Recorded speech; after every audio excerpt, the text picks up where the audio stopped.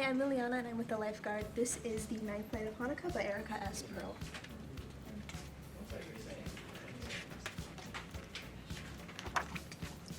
On the first night of Hanukkah, Mom couldn't find the menorah. Special delivery, said Dad, arriving with the pizza, and Max and Rachel looked at each other. No menorah? No latkes?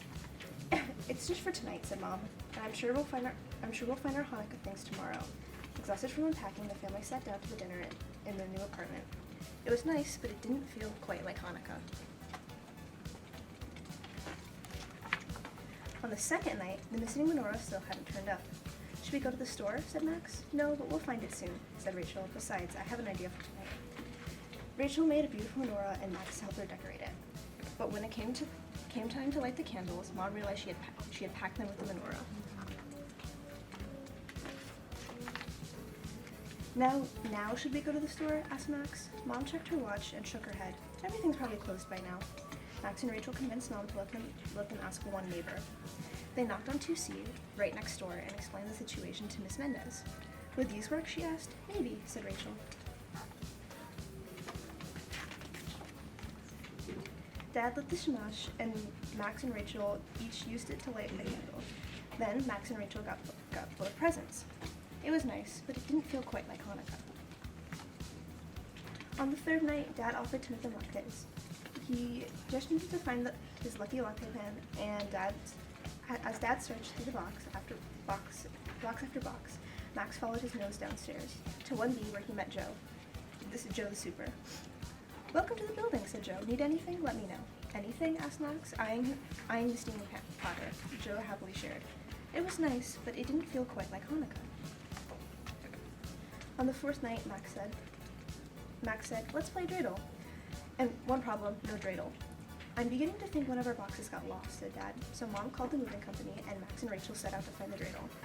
The Watson twins, who lived upstairs in 3B, didn't have one, but they did have a toy that could spin and spin. It was nice, but it didn't feel quite like Hanukkah.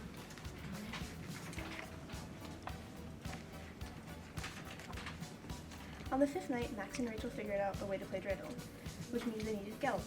No chocolate coins, but I do have these, said Mr. Patel in 4A.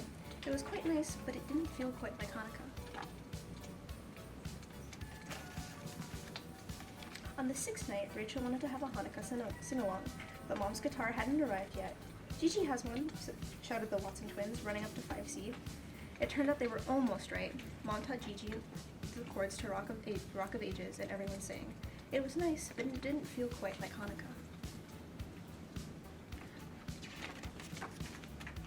On the seventh night, Max and Rachel discovered they were missing something else. How do you wrap presents without wrapping paper? On their way outside, they saw Dr. Lee reading in the lobby. When they asked him where to buy wrapping paper, he handed one of them comics. Try using this, he suggested. So they did.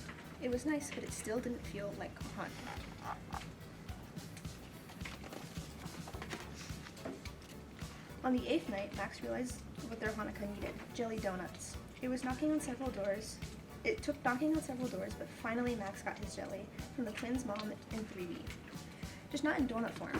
That was nice, said Rachel as they walked downstairs. Max took a big bite and finished her thought. It still doesn't feel quite like Hanukkah. The next morning, there was a knock at the door. Special delivery, only this time it wasn't Dad or pizza, and it wasn't the long-lost book. Let's have a Hanukkah sing-along tonight, Mom suggested. Last night was the 8th night, Rachel reminded her. It won't be Hanukkah anymore. Maybe it should be, said Max, pointing 9 candles, 9 nights. Rachel's eyes lit up as she whispered to Max. Max whispered, and together they developed a plan. With a box of candles and a box of crayons, they set in motion.